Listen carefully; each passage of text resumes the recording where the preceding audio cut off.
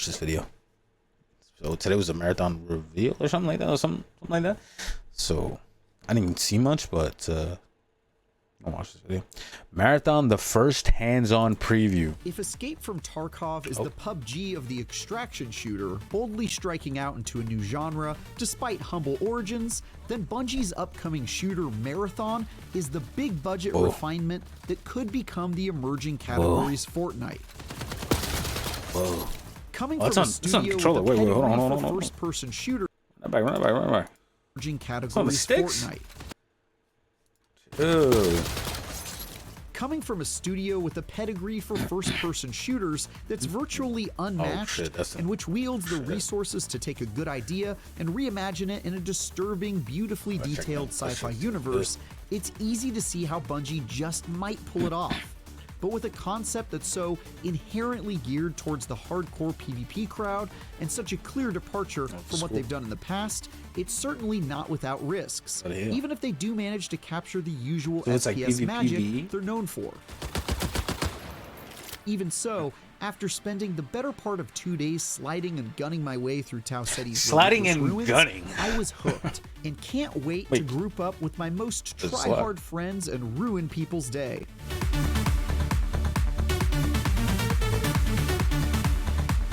Marathon is an extraction shooter where you and two friends are dropped into an extremely unmerciful wasteland to battle deadly enemies, including rival players, all in the name of loot and glory.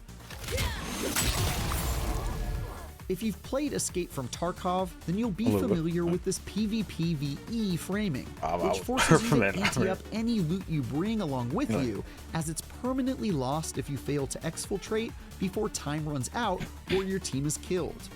Those distressingly high stakes immediately got my blood pumping and made each match feel like the most important one so far.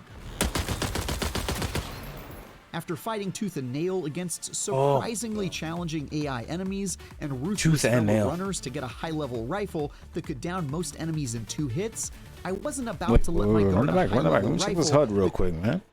Check this HUD real quick. After fighting let's see. Oh, base back 24 slots. Oh shit. Meds.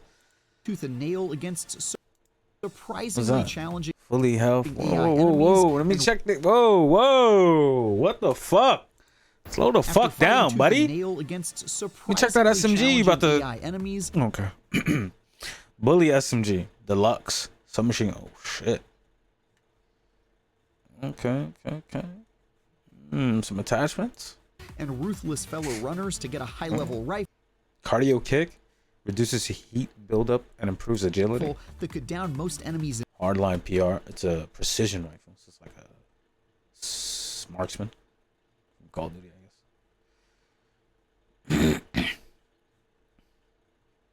In 2 hits, I wasn't about to let my guard down for even a moment and risk losing it all to some unworthy foe. Well, if, like me, you bemoaned the quiet, undignified death of PvP's relevance in Destiny 2, then you might share my eagerness to see Bungie focused squarely on a competitive experience here. And everything I've played so far indicates they've still more than got what it takes to pull it off. Bacon. Weapons and movement feel crisp, fluid, and incredibly satisfying in that rarefied way that few studios can achieve. And the added element of hero shooter-like abilities, like one that lets you blast enemies with kinetic energy, sending them flying away, gives that extra kick you need to feel like a supernaturally powered badass. Marathon almost immediately feels fantastic to play, and as soon as I took out a robot who took a pot shot at me from the window of a nearby building and tried out his weapon for myself on a nearby enemy, it was love at first sight. This gets even better once you start to familiarize yourself with the class-based runners available to you, 4 of which I got to play extensively out of the 6 that will be available at launch. Glitch is all about mobility and controlling positioning, and has abilities that help her move fast, jump to areas others can't reach, and push enemies away with a blast of kinetic energy. Locus is a tanky soldier who can pull up a shield to block incoming fire and launch a flurry of homing missiles at enemies. While Blackbird is all about intel and using her gadgets to ping any enemies within an area for the whole team and sending out little robotic drones to seek and destroy nearby enemies. Seeker deployed.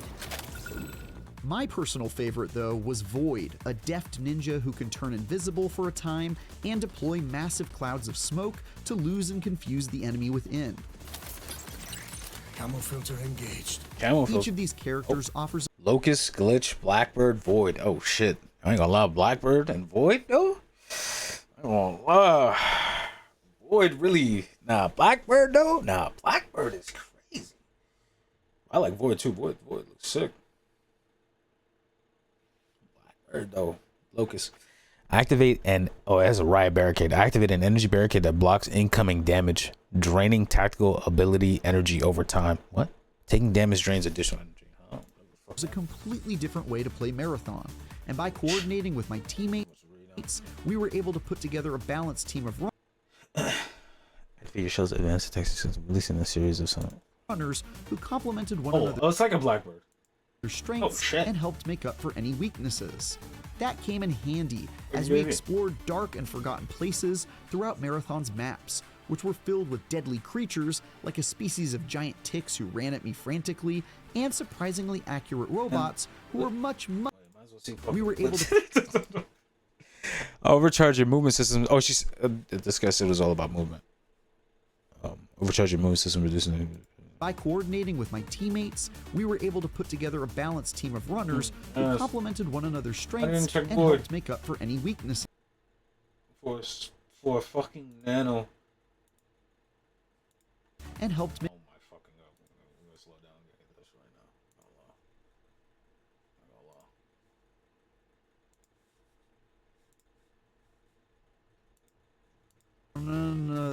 now.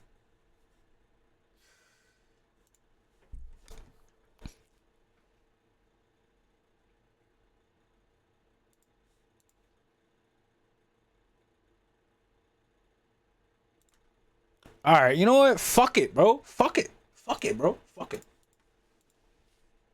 Any weaknesses.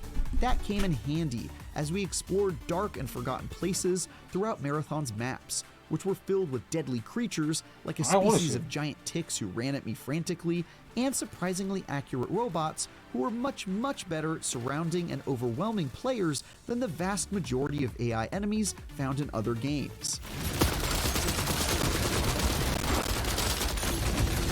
Fighting these foes was no joke, but the loot was well worth it.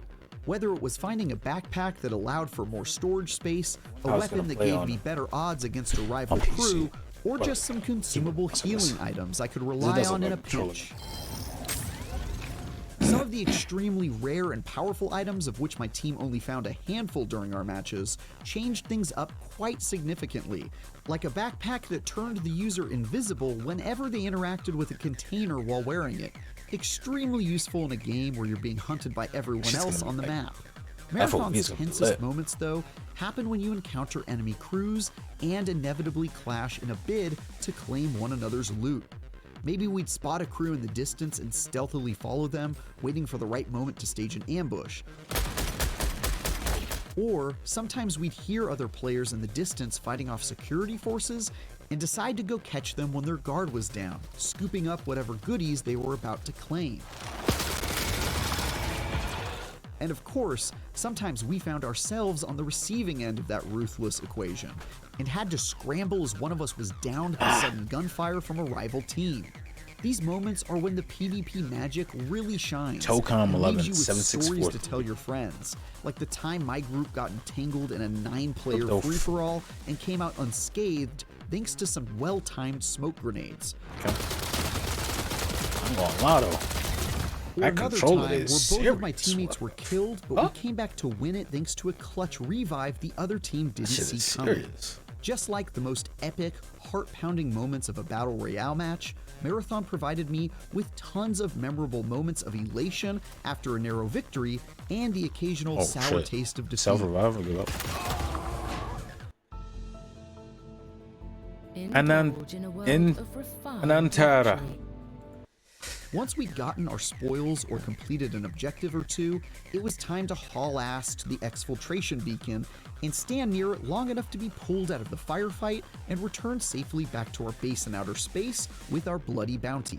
Bloody bounty. What's this like But extra? lighting that beacon also lets everyone else on the map know you're trying to make off with your goods via a giant blue light that shoots up into the sky for a prolonged period of time.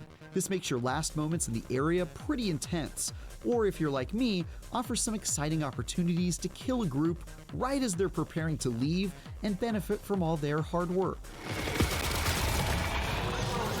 The downside of Marathon's To the Victors Go the Spoils reward system is that, in a pretty short amount of time, those with skill will enter fresh matches with gear that easily outmatches less skilled players, making them even less likely to be able to pull off a victory.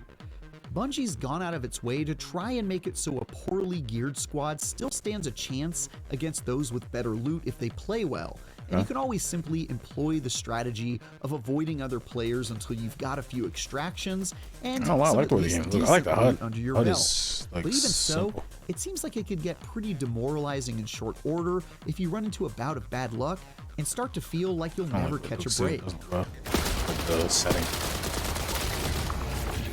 I was lucky enough to win the vast majority of my matches, and after the initial hump of stockpiling some basic equipment in my Traxxas. vault and unlocking a few Oh, permanent oh, oh, upgrades oh. to make the going easier, Really?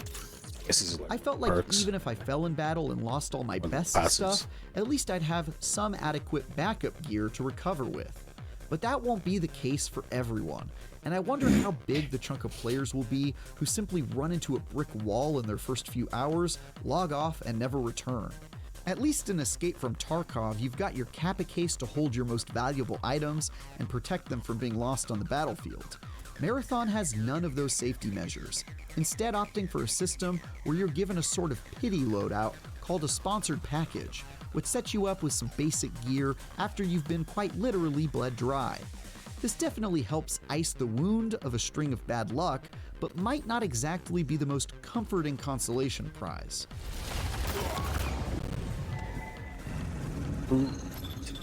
To be clear, it very well might be a good thing that Marathon seemingly refuses to compromise on its dedication to ensuring each match has real, keenly felt stakes, even if it turns some folks off from it. I certainly count myself among those who enjoy a bit of sweatiness and quite liked how invested I was forced to be every single time I deployed onto a map. But they definitely risk a situation where it feels like the rich are getting richer and the poor are getting poorer, to the detriment of those who are on the unfortunate side of that brutal equation. Time will tell before we know how that will shake out, but even in my short time with it, I already felt a bit of friction emanating from those on the High server capacity who chamber. kept dying repeatedly High and felt like they capacity were getting chamber. outclassed by those with quality loadouts. One thing that could be loadouts. It's got like blue or purple and then blue. Like I think those are maybe those are attachments. One thing that could be the key to preventing people from falling off is Marathon's ongoing meta progression system, which I found surprisingly engaging in my time with it. Even though your loot is probably destined to be stripped off your still warm corpse and stuffed into some rude opponent's backpack, you can at least comfort yourself in the various perk trees and ongoing quests you'll find in the menus between rounds of play. Smoke screen. Oh, I don't remember. Trees and ongoing quests you'll find in the menus between rounds of play. You might not have made it back alive from your most recent escapade, but maybe you were able to loot some chests from a specific part of the map, or complete some other objective in your quest log before you went cold. In that case, you can at least still make your way through the faction quest lines and upgrade systems, which unlock new bits of story and improve Gain 8 rows of addition of 8 rows of vault capacity for the rest of the your current reputation season. with each of the 3 groups who have taken a marked interest in your Loot speed increases how quickly items are. Okay, so yeah, little passives basically. progress. Doing so grants you perks that make the going a bit easier, like those that let you buy slightly better gear from the vendor in case you find all your existing loot confiscated by the enemy. Elsewhere, despite some clear indications that some kind of plot will be included in Marathon, even though multiplayer mayhem is plainly the focus, it's still unclear to me how much that story will matter, or deliver something that makes me want to progress beyond just finding better weapons to use. As a mercenary called a runner, your consciousness is repeatedly uploaded to a synthetic body and sent into dangerous territory in search of riches. Beyond this basic premise and some really cool details, like how your artificial bodies are sewn together out of synth silk by robotic caterpillars, there wasn't a whole lot to go off of, and I could easily see this not being an area of particular focus for Marathon. That said, the world Bungie has built is every bit as beautiful as it is creepy and dystopian, and there are moments where they satisfyingly hint at the events of the Marathon trilogy from the 90s. But Bungie also told me that they're not entirely following the events of the original games, and what little I saw did only slightly more than pay lip service to the world. Another question is just how much support and longevity we can expect from Marathon. Bungie has earned its reputation for mastering the live service model over the past decade of Destiny, and shows no signs of letting players down here, as they told me they already have plans to support Marathon with new maps, weapons, characters, and more as they develop it. But as always, there's the question of whether they'll do so at a fast enough pace to appease ever-ravenous players. And importantly, Marathon also plans to use the seasonal reset model found in the likes of Diablo 4, where you'll be stripped of your loot and progress at the end of each season to do so again with new content and a new meta to mix things up. While I could definitely see this working for Marathon, there's always the question of how they'll manage to incentivize making that arduous climb from scratch each season. Oh shit. After playing enough Marathon to get a pretty good feel for it in its alpha state, I'm already fairly confident it'll scratch the Bungie PvP itch that's been left unscratched for a number of years now. Here's hoping they'll knock it out of the park when it comes to PC and consoles in September. Damn! For more gun-toting action, check out our preview of upcoming heist simulator, Den of Wolves. Or if you'd rather mix things up with Mario and Friends, our first impressions of Mario Kart World. And for everything else in the world of video games, stick with IGN.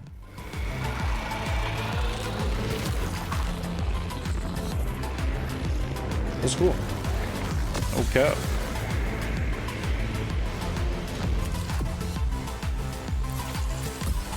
I don't even know how to get rid of these.